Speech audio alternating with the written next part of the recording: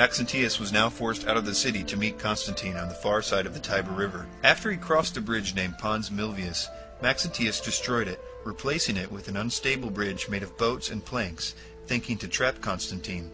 The two armies clashed. Constantine drove Maxentius backwards, farther and farther, until in his haste to safety he tried to retreat over the new bridge and fell into his own trap. His horse tumbled off the unstable planking, taking Maxentius and his armor to the bottom of the Tiber River, where he drowned. Maxentius was the last Roman persecutor of the Christians, whom Constantine set free after 300 years of oppression and death. Constantine so firmly established the rights of Christians to worship God that it would be 1,000 years before they would again suffer for their faith. For 300 years, the strongest and richest rulers in the world had tried to snuff out Christianity, using force, politics, torture, and death, everything at their disposal. Now, all those emperors were gone, and Christ and his church still stood. Persecutions under Julian, A.D. 361. Julian became the emperor at the death of his brother Constantius, the son of Constantine the Great. Although Julian had been educated by his father in the Christian faith, he was at heart a pagan, and no sooner was he seated on the throne than he made a public avowal of his belief and trust in the ancient gods of the heathen, earning himself the title Julian the Apostate. Julian restored idolatrous worship by opening the temples and ordering the magistrates and people to follow his example. But he did not make any laws against Christianity. He allowed every religious sect its freedom, although he exerted all the influence he could to restore the old faith. Although no violent deaths of Christians are recorded as resulting from any orders of Julian, several executions did take place around the empire on the orders of heathen governors and officers. Severus. Venus, the goddess of love, was revered by the Romans, and April was considered the appropriate month to celebrate the triumph of this goddess.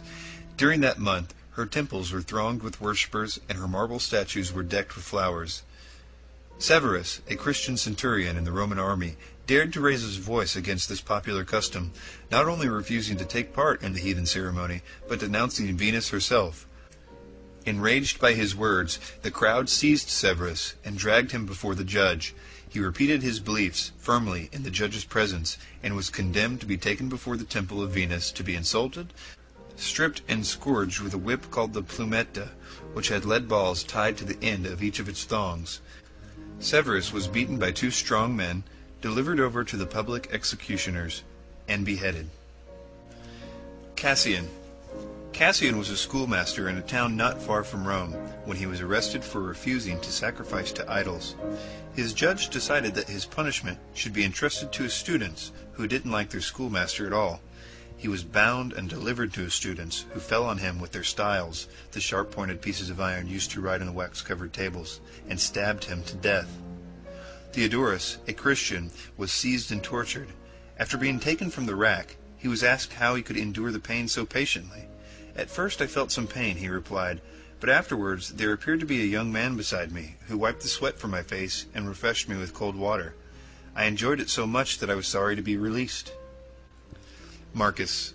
Marcus, the bishop of Arethusa, a town in Thrace, destroyed a heathen temple, and had a Christian church built in its place.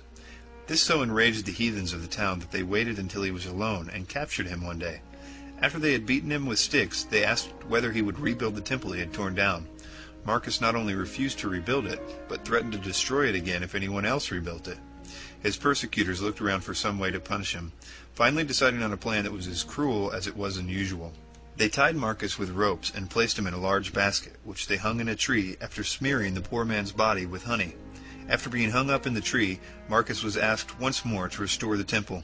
He refused, and his tormentors left him to die from the stings of the wasps he attracted. Persecution by the Goths. During the reign of Constantine the Great, the light of the gospel penetrated into the land of the barbarians. In northeastern Europe, which was then called Scythia, some of the Goths were converted, but most of them continued as pagans. Friedgern, king of the western Goths, was a friend of the Romans, but Athanaric, king of the eastern Goths, was at war with them. The Christians living in Friedgern's area lived in peace, but Athanaric, being defeated by the Romans, took out his anger on the Christians in his land. Sabas was the first to feel the king's anger. He was a humble, modest man, eager to see the church expand. Athanaric sent out orders that everyone in his land had to sacrifice to the heathen gods and eat the meat that had been offered to the idols. If they refused, they would be put to death. Some of the heathens who had Christian relatives provided them with meat that hadn't been sacrificed to idols, but Sabas refused to take this way out. He not only refused to comply with the new laws, but publicly said that those who ate the substitute meat were not true Christians.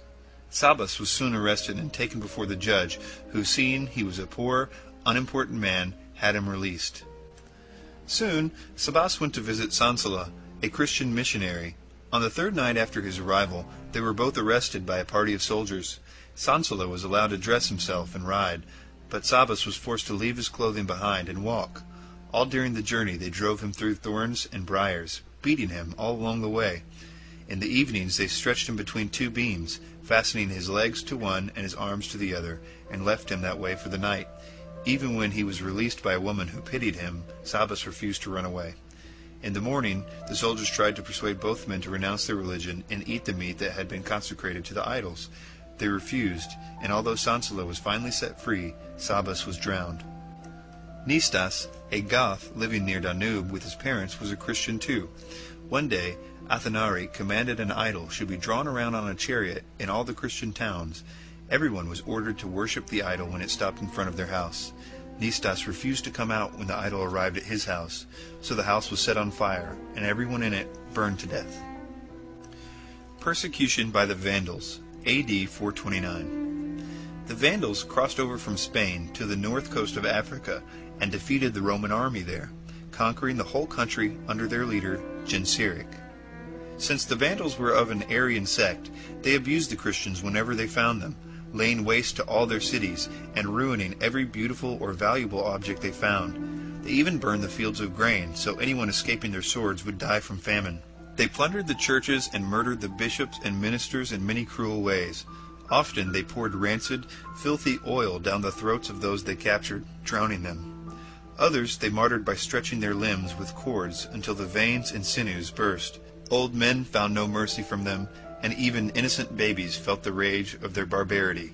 When a town held out against them, the Vandals brought a great number of Christians to the town walls and killed them, leaving their bodies to rot under the walls until the town had to surrender to escape the plague.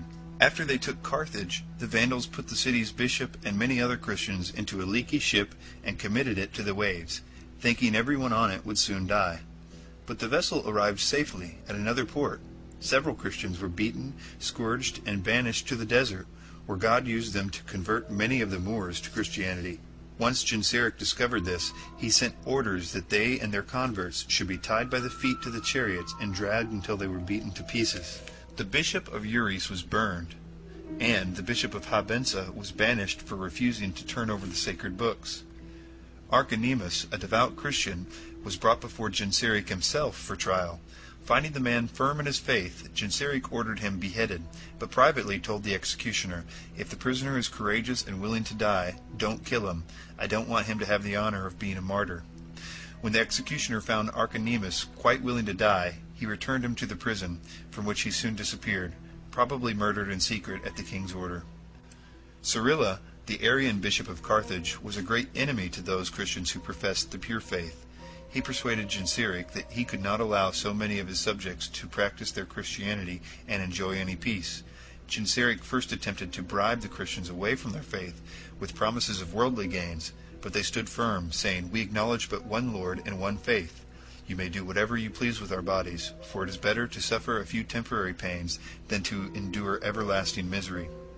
Looking for an efficient way to kill so many people at once, the governor finally ordered them all put on a ship filled with wood and straw.